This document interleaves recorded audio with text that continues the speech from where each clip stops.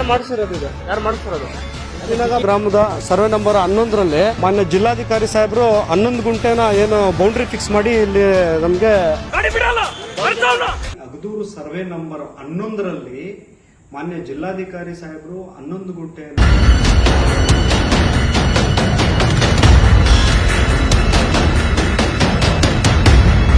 ಆ ಒಂದು ಜಾಗಕ್ಕೆ ನಮ್ಗೆ ಒಂದು ಸರ್ಕಾರಿ ಆಸ್ಪತ್ರೆ ಬೇಕು ಅಂತೇಳಿ ನಾವು ಮನವಿಗಳು ಕೊಟ್ಕೊಂಡು ಬರ್ತಾ ಇದ್ವಿ.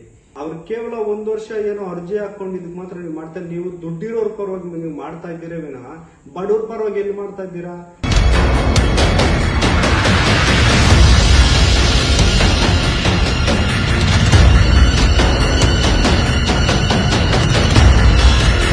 ಬೆಂಗಳೂರು ಜಾಗತಿಕ ಮಟ್ಟದಲ್ಲಿ ಗುರುತಿಸಲ್ಪಟ್ಟ ನಂತರ ಬೆಂಗಳೂರಿನ ಇಂಚಿಂಚು ಭೂಮಿಗೂ ಕೂಡ ಚಿನ್ನದ ಬೆಲೆ ಬಂತು.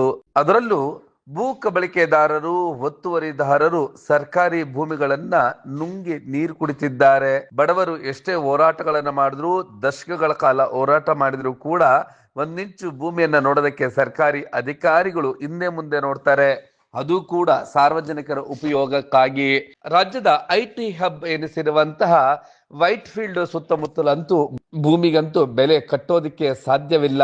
ಅಂತಹದ್ದೇ ಒಂದು ಭೂಮಿ ಅಗದೂರಿನ ಸರ್ವೆ ನಂಬರ್ 11ರಲ್ಲಿ 11 ಕುಂಟೆ ಸರ್ಕಾರಿ ಭೂಮಿ ಇತ್ತು. ಇಲ್ಲಿ 3 ಗ್ರಾಮಗಳಿಗೆ ಬೇಕಾಗಿರುವಂತಹ ಒಂದು ಸರ್ಕಾರಿ ಆಸ್ಪತ್ರೆಯನ್ನ ನಿರ್ಮಾಣ ಮಾಡಬೇಕು ಅಂತೇಳಿ ಭೀಮ್ ಪ್ರಜಾ ಸಂಘ ಕಳೆದ 10 ವರ್ಷಗಳಿಂದಲೂ ಕೂಡ ಹೋರಾಟವನ್ನ ಮಾಡ್ತಾ ಇದೆ. ಆದ್ರೆ ಕಳೆದ ವರ್ಷವಷ್ಟೇ ಒಂದು ಅಪಾರ್ಟ್ಮೆಂಟ್ ನಿರ್ಮಾಣವಾಗತ್ತೆ. ಅದಕ್ಕೆ 2 ಗುಂಟೆ ಜಮೀನನ್ನ ಅವರು ಅರ್ಜಿ ಹಾಕಿದ ಕೂಡಲೇ ಜಿಲ್ಲಾಧಿಕಾರಿಗಳ ಸಮೇತ ತಾಲೂಕು ಅಧಿಕಾರಿಗಳು ಕೂಡ ಅವರಿಗೆ ಮಂಜೂರು ಮಾಡ್ತಾರೆ. ಅಂದ್ರೆ ಬಡವನ ಹೋರಾಟಕ್ಕೆ ಬೆಲೆ ಇಲ್ಲ. ಆ ಬಡವರು ಹೋರಾಟ ಮಾಡ್ತಾ ಇದ್ದಿದ್ದು ಅಲ್ಲೊಂದು ಸರ್ಕಾರಿ ಆಸ್ಪತ್ರೆ ಆಗ್ಲಿ ಅಂತ.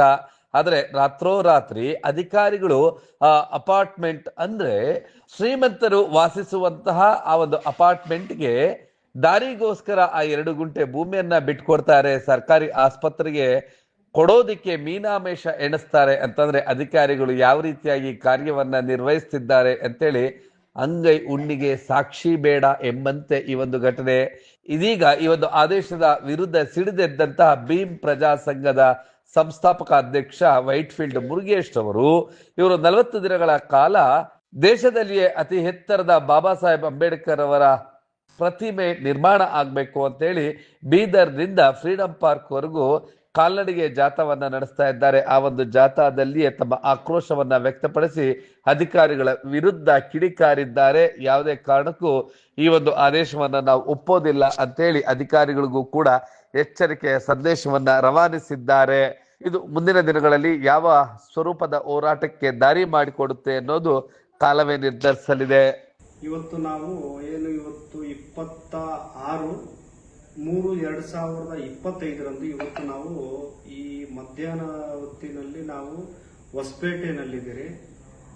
ಹೊಸಪೇಟೆನಲ್ಲಿ ಇದ್ಕೊಂಡು ಏನು ವಿಡಿಯೋ ಮಾಡ್ತಾ ಇದ್ದೀರಿ ಅಂತ ಹೇಳಿದ್ರೆ, ಇದು ಕಾಲ್ನಡಿಗೆ ಜಾಥಾ ವಿಚಾರವಾಗಿ ನಾನು ಮಾತಾಡ್ತಾ ಇರೋದು ಬಂದು ಬೆಂಗಳೂರು ಪೂರ್ವ ತಾಲೂಕು KR ಪುರಂ ಹೋಬಳಿ ಅಗದೂರು ಸರ್ವೆ ನಂಬರ್ 11ರಲ್ಲಿ ಮಾನ್ಯ ಜಿಲ್ಲಾಧಿಕಾರಿ ಸಾಹೇಬರು 11 ಗುಂಟೆನ ಏನು ಗ್ರಾಮಸ್ಥರಿಗಾಗಿ ಒಂದು ಬೌಂಡ್ರಿ ಫಿಕ್ಸ್ ಮಾಡಿ ತಂತಿ ಬೇಲಿ ಹಾಕಿ ಇಟ್ಟಿದ್ರು. ಆ ಜಾಗದ ಮೇಲೆ ಭೂಗಳ್ಳರು ಸುಮಾರು ಜನ ಅದಕ್ಕೆ ಕಣ್ಣಿಟ್ಟು ಅದನ್ನ ಕಬಳಿಸೋದಕ್ಕೆ ಸುಮಾರು ಪ್ರಯತ್ನ ಪಟ್ಟರು. ಮತ್ತೆ ಆ ಒಂದು ಜಮೀನಿಗಾಗಿ ನಾವು ಹೋರಾಟ ಮಾಡಿ ಏನು ಯಾತಕ್ಕಾಗಪ್ಪ ಅಂದ್ರೆ ಒಂದು ಸರ್ಕಾರಿ ಆಸ್ಪತ್ರೆ ಬೇಕು ಅಂತೇಳಿ ಹೋರಾಟ ಮಾಡಿ ನಾವು ಆ ಜಮೀನನ್ನ ರಕ್ಷಣೆ ಮಾಡೋದಕ್ಕೆ ಸುಮಾರು ನಮ್ಮ ಮೇಲೆ ಗೂಂಡಾಗಳ ಒಂದು ಆರ್ಭಟ ಅನ್ನೋದಕ್ಕಿಂತ ಗೂಂಡ ಆಗಿರ್ಬೋದು ಎಲ್ಲ ಒತ್ತಡಗಳು ನಾವು ಸಹಿಸಿಕೊಂಡು ನಾವು ಆ ಜಾಗನ ಉಳಿಸ್ಕೊಂಡು ಬರ್ತಾ ಇದ್ದೀವಿ. ಮತ್ತೆ ಎಲ್ಲರಿಗೂ ನಾವು ಮನವಿಗಳು ಕೊಟ್ಟಿದ್ದೀವಿ. ಏನು ಇದು ಗ್ರಾಮಸ್ಥರಿಗೆ ಎಲ್ಲ ಬಡವರೇ ಇದ್ದಾರೆ, ಎಲ್ಲಾ ಜಾತಿಯ ವರ್ಗದ ಬಡವರಿದ್ದಾರೆ. ಹಂಗಾಗಿ ಆ ಒಂದು ಜಾಗಕ್ಕೆ ನಮ್ಗೆ ಒಂದು ಸರ್ಕಾರಿ ಆಸ್ಪತ್ರೆ ಬೇಕು ಅಂತೇಳಿ ನಾವು ಮನವಿಗಳು ಕೊಟ್ಕೊಂಡು ಬರ್ತಾ ಇದ್ವಿ. ಈಗಾಗಲೇ ನಾವು ಏನು 40 ದಿನಗಳ ಕಾಲ್ನಡಿಗೆ ಜಾಥಾ ಇಲ್ಲಿ ಬೀದರಿಂದ ಫ್ರೀಡಂ ಪಾರ್ಕ್ ನಾವು ಬಂದಿದ್ದೀರಿ. ಇವತ್ತು 21ನೇ ದಿನಕ್ಕೆ ನಾವು ಕಾಲಿಟ್ಟಿದ್ದೀವಿ. ಏನು ಮೊನ್ನೆ ತಾನೇ ಬಂದು ಆ ಜಾಗದಲ್ಲಿ ಯಾರೋ ಒಬ್ಬರಿಗೆ ರಸ್ತೆಗೆ 1 ಗುಂಟೆ ಆರ್ಡರ್ ಆಗಿದೆ ಅಂತೇಳಿ DC ಸಾಹೇಬರು ಆರ್ಡರ್ ಮಾಡಿದಾರಂತೆ. ನಾನು ಅಬ್ಜೆಕ್ಷನ್ ಹಾಕಿದ್ದೀನಿ, DC ಸಾಹೇಬ್ರಿಗೆ ಹಾಕಿದ್ದೀನಿ, ಮತ್ತೆ ತಹಸೀಲ್ದಾರ್ ಇನ್ಯಾರಿಗೆ ಹಾಕಬೇಕು? ಅಬ್ಜೆಕ್ಷನ್ ಹಾಕಿದಾಗ ನಮಗೆ ಗ್ರಾಮಸ್ಥರಿಗೆ ಒಂದು ಸರ್ಕಾರಿ ಆಸ್ಪತ್ರೆ ಬೇಕು ಅಂತೇಳಿ ನಾವು 8-10 ವರ್ಷದಿಂದ ನಾವು ಹಾಕೊಂಡಿದೀವಿ. ಅವ್ರು ಕೇವಲ 1 ವರ್ಷ ಏನೋ ಅರ್ಜಿ ಹಾಕೊಂಡಿದ್ದಕ್ಕೆ ಮಾತ್ರ ನೀವು ಮಾಡ್ತಾ, ನೀವು ದುಡ್ಡಿರೋರ್ ಪರವಾಗಿ ನೀವು ಮಾಡ್ತಾ ಇದ್ದೀರಾ ವಿನಃ ಬಡವ್ರ ಪರವಾಗಿ ಎಲ್ಲಿ ಮಾಡ್ತಾ ಇದ್ದೀರಾ? ನಾವು ಕೇಳ್ತಾ ಇರೋದೇನು, ಒಂದು ಸರ್ಕಾರಿ ಆಸ್ಪತ್ರೆಗೆ ನೀವು ಆರ್ಡರ್ ಮಾಡೋದಕ್ಕೆ ನೀವು ಇಷ್ಟು ವರ್ಷಗಳು ಹೇಳ್ಕೊಂಡ್ ಬರ್ತಾ ಇದ್ದೀರಾ, ಮತ್ತೆ ಅವ್ರ ರಸ್ತೆ ಕೇಳಿದಕ್ಕೆ ಮಾತ್ರ ನೀವು ಮಾಡೋದಕ್ಕೆ ಅದು ಹೆಂಗ್ ಬರುತ್ತೆ? ಇದು ನನ್ನ ಪ್ರಶ್ನೆ. ಯಾಕೆ ನಾವು ಕೇಳಬಾರ್ದ? ನಮ್ಗೆ ಹಕ್ಕಿಲ್ವಾ? ನೀವು ಬಿಲ್ಡರ್ ಪರವಾಗಿ ನೀವು ನಿಂತ್ಕೊಂಡು ಅವ್ರಿಗೆ ನೀವು ಒಂದು ರಸ್ತೆ ಮಾಡೋದಕ್ಕೆ ನೀವು ಮಾಡ್ತಾ ಇದ್ದೀರಾ ವಿನಃ ಬಡವರ ಪರವಾಗಿ ನಿಂತು ನೀವು ಸರ್ಕಾರಿ ಆಸ್ಪತ್ರೆಗೆ ನೀವು ಆರ್ಡರ್ ಮಾಡಿದ್ದೀರಾ? ಮಾಡಿಲ್ಲ. ಯಾಕೆ ಮಾಡಿಲ್ಲ? ಅದು ತಾವೇ ತಮ್ಮಲ್ಲಿ ತಾವು ಪ್ರಶ್ನೆ ಮಾಡ್ಕೊಬೇಕಾಗುತ್ತೆ.